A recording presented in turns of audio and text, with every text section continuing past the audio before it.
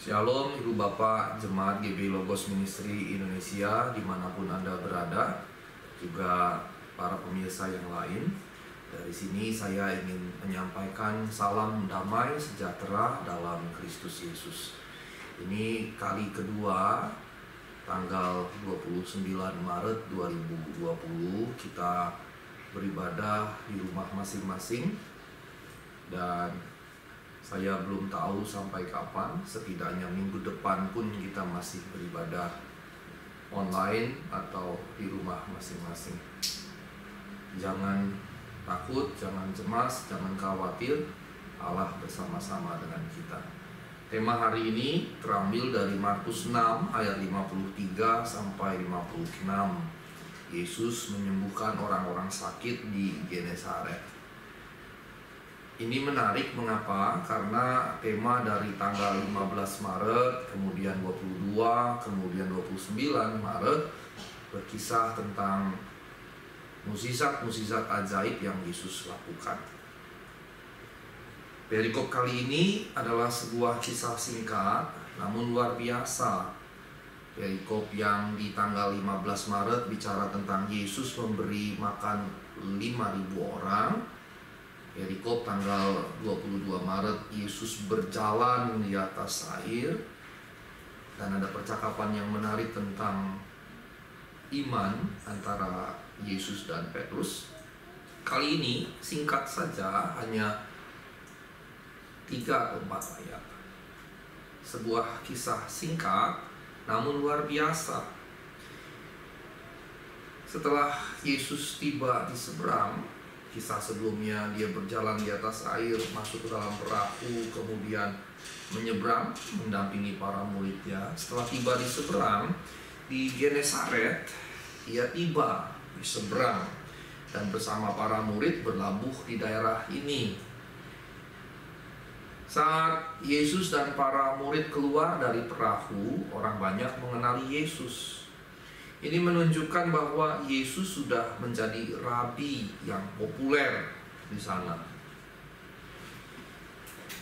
Ibu Bapak Jemaat GB Logos yang terkasih, orang banyak datang dan membawa orang-orang sakit di atas tilam mereka atau di atas tempat tidur seadanya yang mereka miliki, dan ditaruh di mana saja mereka dengar Yesus berada. Artinya, ketika mereka mendapat atau mendengar kabar Yesus pergi ke tempat-tempat tertentu, maka mereka juga pergi ke tempat-tempat itu.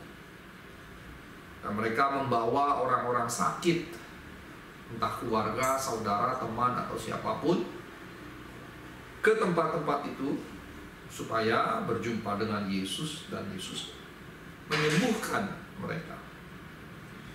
Tujuan mereka membawa orang-orang sakit jelas supaya Yesus datang menyembuhkan mereka. Ini juga menunjukkan secara tidak langsung bahwa Yesus dikenal bukan hanya sebagai rabi yang mengajar, tetapi juga rabi yang berotoritas, yang berkuasa untuk menyembuhkan. Di mana-mana dalam keempat Injil selalu ada semacam aklamasi betapa berkuasanya Yesus. Dibandingkan dengan ahli Taurat yang mengajar, maka Yesus mengajar dengan kuasa, dengan otoritas. Dan mereka semua sudah tahu, karenanya ketika mereka mendapat kabar Yesus ada di tempat mereka atau di sekitar mereka, mereka membawa orang-orang sakit mereka kepada Yesus untuk kemudian disembuhkan. Markus 6 ayat 56 memberikan sebuah informasi yang menarik sekali. Ayat itu berbunyi demikian. Markus 6 ayat 56. Kemanapun ia pergi, ke desa-desa, ke kota-kota, atau ke kampung-kampung, orang meletakkan orang-orang sakit di pasar dan memohon kepadanya supaya mereka diperkenankan hanya menjamah jubahnya saja, dan semua orang yang menjamahnya menjadi sembuh.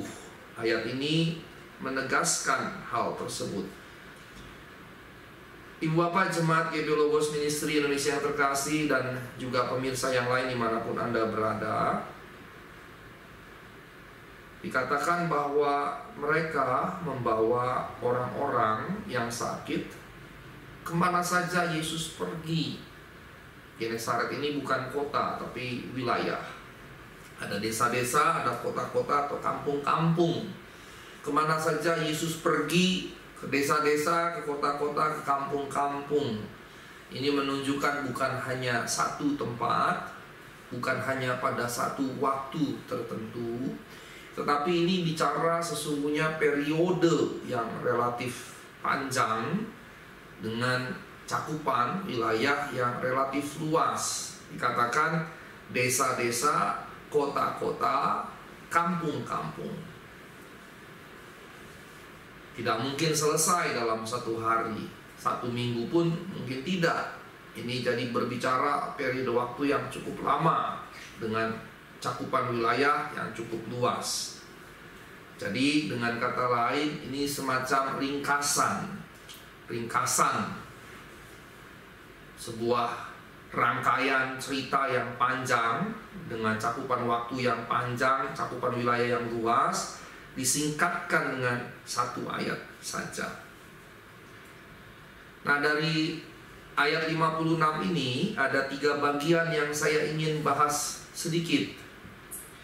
Yang pertama, prinsip dasarnya ini adalah permohonan. Teks Alkitab ayat 56b dikatakan, orang meletakkan orang-orang sakit di pasar dan memohon kepadanya. Memohon kepadanya. Ini adalah prinsip dasar bahwa ini adalah sebuah permohonan. Mereka memohon kepada Yesus. Memohon merupakan terjemahan dari parakaleo. Parakaleo merupakan kata kerja kombinasi atau gabungan dari 2 kata, yaitu para dan kaleo. Para dan kaleo digabung menghasilkan parakaleo. Para secara harfiah berarti di samping atau di sekitar. Dari kata para muncul misalnya parameter, kita tahu artinya. Para medis, kita juga tahu artinya. Perawat dan lain-lain itu masuk kategori para medis. Kaleo artinya memanggil. Dari kata Yunani kaleo lah sebetulnya muncul kata dalam bahasa Inggris to call, memanggil.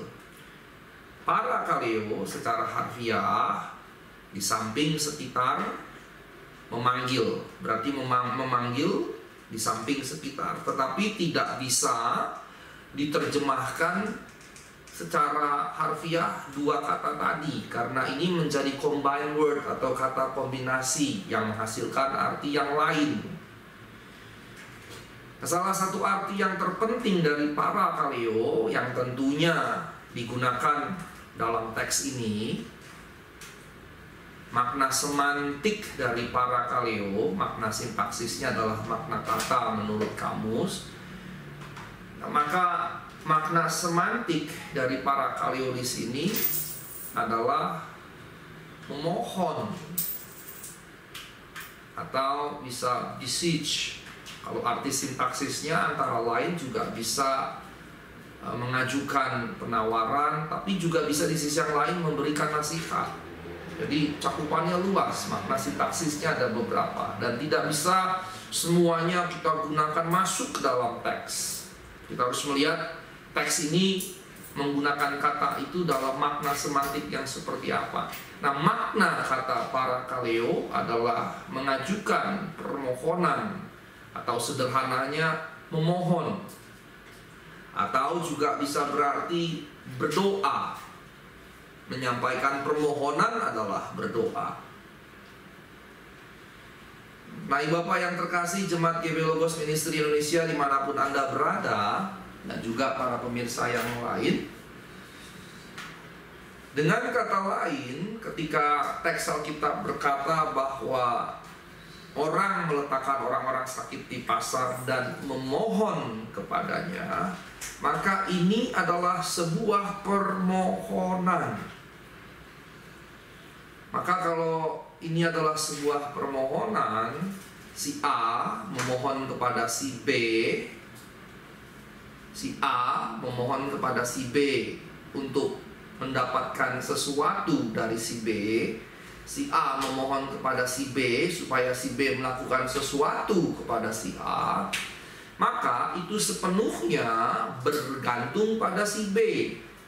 Ketika si A memohon sesuatu kepada si B, entahkah mendapatkan sesuatu atau supaya si B melakukan sesuatu kepada si A, maka sepenuhnya bergantung kepada si B, apakah si B mau memberikan itu kepada si A. Si A tidak sama sekali memiliki hak untuk mengajukan, untuk meminta, untuk memaksa. Ini yang perlu dicamkan baik-baik. Nanti akan saya bahas lebih jauh. Yang kedua, permohonan mereka adalah agar mereka diperbolehkan menjamah jubah Yesus. Jubah Yesus. Ini mengingatkan kita pada perempuan pendarahan 12 tahun dalam perjumpaan Yesus dengan Yairus, yang meminta Yesus datang ke rumah Yairus karena putri Yairus sedang sekarat. Bahkan kemudian pada saat Yesus tiba di rumah Yairus sudah mati. Perempuan pendarahan ini 12 tahun pendarahan. Anda bisa bayangkan 12 tahun pendarahan. Bukan 1 hari, 1 minggu, 1 bulan, 1 tahun. 12 tahun. 12 tahunnya tidak boleh diabaikan. Bahwa dia disembuhkan secara mukjizat benar sekali. Tetapi untuk tiba pada disembuhkan secara mukjizat, dia melalui proses 12 tahun. Bahkan ada kasus yang lain dalam Alkitab 38 tahun lumpuh, baru kemudian mengalami kesembuhan dalam perjumpaannya dengan Yesus. Kembali dalam kisah perempuan pendarahan ini, Markus 5 ayat 28 berkata, asal ku jamah saja jubahnya, aku akan sembuh. Asal ku jamah saja jubahnya, aku akan sembuh. Ada kesamaan bahwa kemudian sama-sama menyentuh, menjamah jubah Yesus. Ini perlu kita perhatikan. Mereka meyakini bahwa keberadaan Yesus menyelamatkan, bahkan menyembuhkan. Dengan kata lain, bukan jubahnya yang menyembuhkan, bukan sama sekali jubahnya yang menyembuhkan, tetapi dirinya, Yesus, Sang Mesias yang mengenakan jubah yang menyembuhkan. Karenanya jubah di sini hanyalah sebuah perpanjangan dari keberadaan, presensi, eksistensi Yesus, Sang Mesias, Anak Allah, Allah yang jadi manusia tadi. Bukan jubahnya. Jubah hanyalah perpanjangan dari keberadaan atau eksistensi Yesus Kristus saat itu. Ketika mereka pun dinyatakan sembuh, ini menunjukkan bahwa permohonan mereka dikabulkan oleh Yesus untuk menjamah jubah, dan iman mereka kepada Yesus, kepada kehendak Yesus, bukan kepada diri mereka sendiri, bukan kepada perkataan mereka sendiri, bukan kepada pola pikir perspektif mereka sendiri, tetapi iman mereka kepada Yesus, kepada kehendak Yesus. Dan karenanya yang menyembuhkan adalah Yesus sendiri. Yesuslah yang menghadirkan kesembuhan. Yesuslah yang menyembuhkan mereka. Dari sini Ibu bapak yang terkasih jemaat GBI Logos Ministry Indonesia dimanapun Anda berada, dan juga para pemirsa yang lain yang menikmati acara ini, kita mendapatkan dua kesimpulan yang dapat kita tarik dari teks yang singkat ini. Pertama, iman bukanlah keyakinan positif dalam benak kita. Seakan-akan asal kita percaya saja kita akan sembuh. Jangan sampai kita salah memahami. Asal kita yakin saja kita mendapatkan ini, kita akan mendapatkan ini. Jangan salah. Asal kita meyakini kita sembuh, kita akan sembuh. Jangan keliru. Asal saya berdoa mengimani saya kaya, saya akan kaya. Asal saya mengimani bahwa saya akan begini, maka saya akan begini. Kalau saya akan begitu, maka saya akan begitu. Itu bukan iman. Itu adalah keyakinan pada diri sendiri, positive thinking, atau mind projection. Tidak demikian sama sekali, ibu bapak yang terkasih. Yang menyembuhkan adalah Kristus. Kristus saja yang menyembuhkan. Dan iman di sini adalah percaya kepada kehendak Yesus, kehendak Allah, bukan kepada kehendak atau kemauan diri sendiri. Saat itu ada Yesus, ada sosok Yesus secara jasmani, secara fisik yang hadir bersama dengan orang banyak tadi, orang sakit tadi, bersama dengan para murid. Ada Yesus yang hadir, ada inkarnasi Allah dalam tubuh manusia, Allah yang jadi daging hadir bersama-sama mereka di sana. Mereka memiliki kesempatan yang tidak pernah sebelum dan sesudahnya dimiliki oleh orang-orang lain. Berjumpa muka dengan muka dengan sang inkarnasi Allah secara langsung. Sebelum dan sesudahnya tidak akan pernah lagi, kecuali nanti ketika dia datang kembali. Ini harus dicamkan baik-baik. Waktu Yesus, sang Allah yang jadi daging, berfirman saat itu, maka iman itu tertuju pada sosok Yesus, sang Allah yang berinkarnasi jadi daging, kepada sosok tersebut.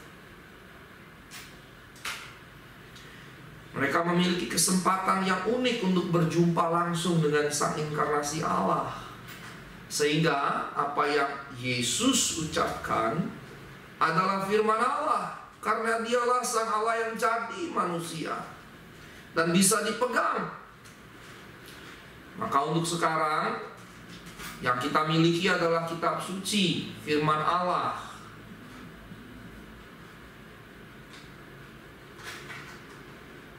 Bukan sosok Yesus secara fisik, secara daging. Yang kita miliki adalah Alkitab, kitab suci, yang kita terima, kita pahami sebagai firman Allah yang dituliskan. Maka untuk sekarang ketika kita memohon, kita berserah kepada kehendak Allah. Kalau kita dalam kesulitan, kita memohon, apakah Dia akan membebaskan kita dari kesulitan? Apakah Ia akan menolong atau tidak? Itu adalah kehendaknya. Kalau kita dalam sakit penyakit, kita memohon agar Ia sembuhkan. Apakah Ia akan menyembuhkan kita atau tidak? Itu adalah kehendaknya. Jikalau kita dalam kesusahan keuangan, kita memohon Tuhan berikan jalan keluar.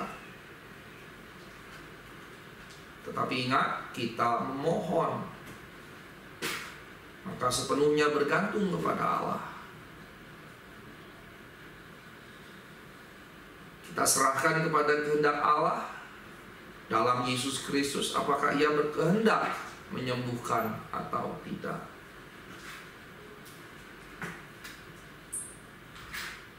Ibu Bapak Jemaat Logos yang terkasih dan pemirsa yang lain dimanapun Anda berada, yang kedua, jubah di sini bukanlah sebuah medium material untuk penyembuhan.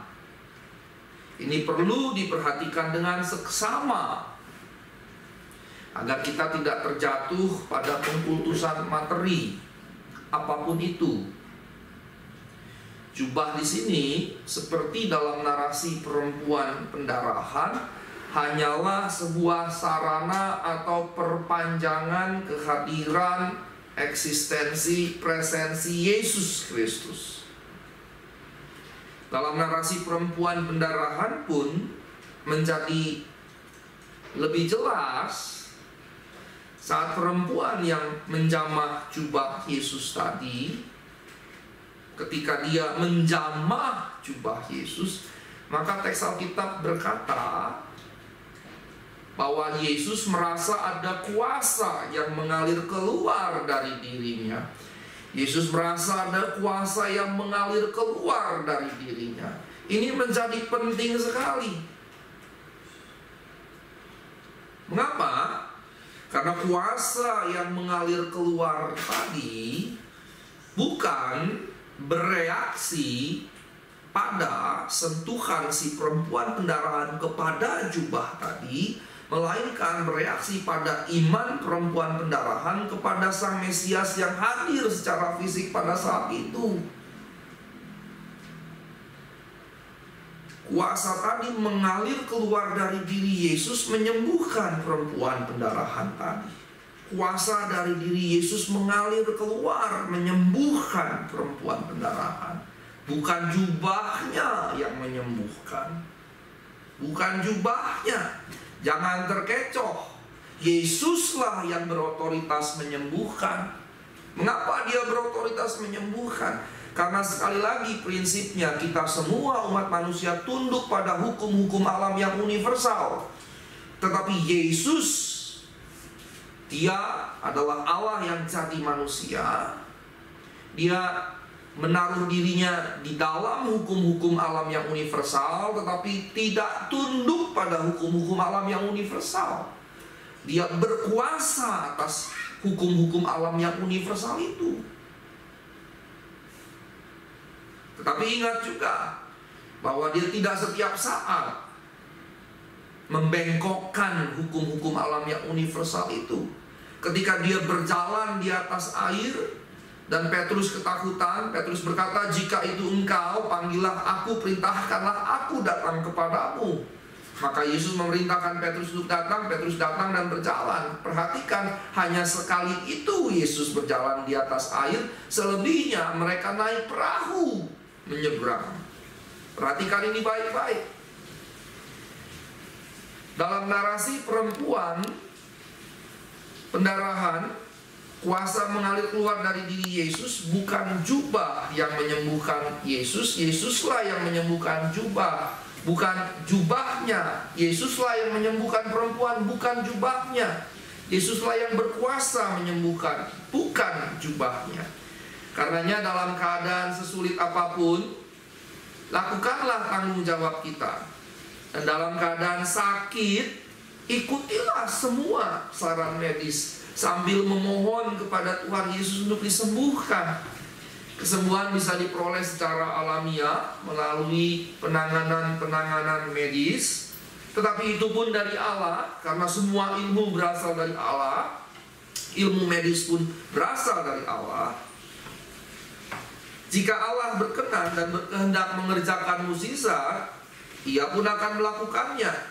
Jika tidak, tetaplah bersyukur sambil melakukan semua kewajiban kita.